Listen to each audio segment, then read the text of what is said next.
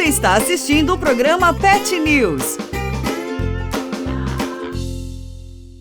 Se tem um animalzinho que tem ganhado cada vez mais o carinho das pessoas e principalmente das crianças, são os roedores, assim como os hamster e os coelhinhos. E por isso tem surgido várias dúvidas nos tutores sobre o que pode ou não oferecer a esses animaizinhos. Por isso convidamos hoje a doutora Ana Carolina, que é médica veterinária especialista em silvestres, para falar um pouquinho sobre esses animais.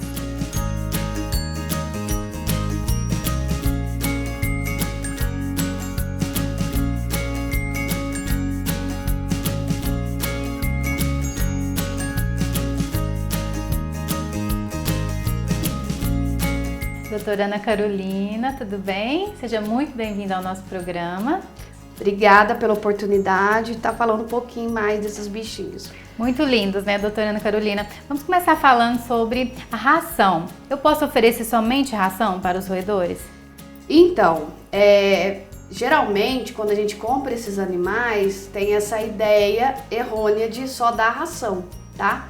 E infelizmente esses animais precisam de uma alimentação adequada, tá?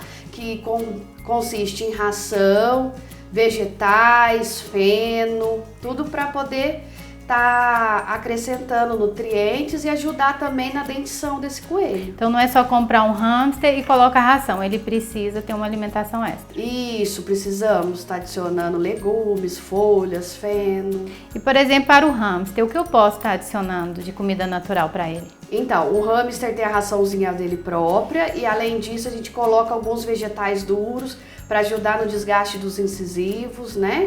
Legumes, alguns tipos de verdura, por exemplo, o cabinho da couve eles gostam bastante, brócolis, couve-flor, algumas frutas como morango, de preferência orgânico, para não ter agrotóxico. E quando eu for comprar a raçãozinha dele, tem alguma característica que eu possa observar na ração para escolher a melhor? Hoje em dia a gente tem um leque bem grande de rações específicas para esses animais. Sim. Então assim, por exemplo, a gente tem própria para hamster, própria para coelho, própria para porquinho da Índia. Então hoje em dia a gente tem essa facilidade. Doutora Ana Carolina, tem algum alimento que é proibido tanto para o hamster quanto para o coelhinho, que às vezes o pessoal de casa acha, não, eu posso oferecer o que eu quiser, algum que é proibido para eles? Então, tem que tomar muito cuidado, né? Roedor rói, né? Então, às vezes, eles podem comer algo que não deve, às vezes fica solto em casa, come alguma planta tóxica, né? E também essas guloseimas, geralmente pão, bolacha, biscoito, arroz, isso aí não é indicado. Criança às vezes tá com chocolatinho e quer agradar o bichinho, exatamente, exatamente, isso aí não pode ser oferecido. E qual a melhor forma de oferecer a água? Porque, por exemplo, esse hamster já veio com esse potinho de água. Quantas vezes por dia tem que trocar essa água, por exemplo? Então, com esse tempo nosso, eu recomendo umas 2, 3 vezes estar trocando essa água, deixar bem fresquinha. Isso. E cada espécie animal vai ter um bebedouro diferente. E esses animaizinhos, tanto o coelhinho quanto o hamster, eles podem tomar sol? Devem, para fixar a vitamina D, tá? Então é interessante. E qual horário e quanto tempo, doutora? Então, geralmente igual o bebê humano, né? Das 8 às 9, 10 horas no máximo e depois das 4 horas. E quais doenças mais comuns nessas espécies? Olha, a gente tem uma grande... Um leque grande de espécies de roedores, né? Então a gente tem os coelhinhos, né? Que é incluído na espécie de lagomorphos, por causa da dentição dele que é diferente. A gente tem também gerbio, diversos tipos de hamster, russo, o sírio, a gente tem os porquinhos da Índia, a gente temos as chinchilas, então a gente tem bastante espécie. Então conforme a espécie vai apresentar uma doença diferenciada. E quais sintomas, por exemplo, que um hamster vai apresentar se ele estiver doente? Então, geralmente esses animais, né, eles são presos na natureza, então eles não demonstram sintoma, por isso que a gente fala que é muito importante o proprietário tá trazendo a cada 6 meses, 1 ano no veterinário. Fazer um check-up. Isso, um check-up, porque a gente tem aquele olhar clínico que às vezes o proprietário não vê. E esses animaizinhos, eles dão muito problemas nos dentes? Problema dentário é 70% da casuística nossa na área veterinária desses animais. Então, esse problema dentário geralmente é a respeito de manejo errado, alimentação errada, não dá alimentos para favorecer o desgaste dentário, então esses animais têm muito problema com dentição. Doutora Ana Carolina, qual a quantidade ideal de oferecer a ração para esses animais? Porque, por exemplo, essa aqui, eu comprei ela no shopping, ela vem com esse potinho. Sim. Então a gente imagina que é só você vir e encher o potinho uma vez por dia que tá tudo bem. Só que não. E não, né? Assim, a gente costuma seguir a especificação de cada ração. Porque cada tipo de ração vai ter um tanto de fibra, de carboidrato, de energia, né, de vitaminas. Então, para balancear aquele tipo de ração, eles põem uma quantidade. Geralmente é 40 gramas por dia.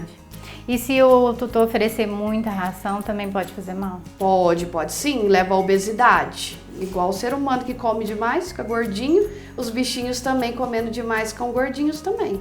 E, doutora Ana Carolina, você pode falar um pouquinho da dentição desses animais? Claro. Então, assim, depende da espécie, eles vão ter um tipo de dentição, tá? Mas assim como o ser humano, esses animais têm os incisivos, que são os dentinhos da frente, tem os premolares e os molares, tá? Tem alguns dentes em algumas espécies que tem o crescimento contínuo, como por exemplo o coelho, a chinchila, o porquinho da Índia, e outros que somente, por exemplo, os incisivos, que são os dentinhos da frente, como o hamster. Doutora Ana Carolina, esses animaizinhos dão muito problema na dentição, né? Você pode Isso. explicar um pouquinho pra gente como funciona o tratamento? Claro, então por isso que a gente tem equipamentos próprios, tá? Para tratar esses animais. Aqui é uma mesinha cirúrgica, da qual a gente coloca o animalzinho, né, já previamente anestesiado. Sim. Aqui tem esses 2 pininhos, onde que a gente vai encaixar a boquinha deles, tá? Pra gente conseguir levantar e a arcada dentária e conseguir ver todos os dentinhos para fazer o tratamento. Além disso, a gente tem também outros instrumentos que a gente utiliza, tá? Então, por exemplo, esse aqui, ele é um abridor de bochecha, tá? Porque além da boquinha estar aberta, tem a bochechinha que atrapalha da gente ver. Então, a gente vai fazer a abertura com esses equipamentos próprios. Os equipamentos próprios. Isso, né? que aí tem para diferentes espécies. Tem pro porquinho da Índia, pro chinchila, pro coelho. Isso, cada espécie tem um.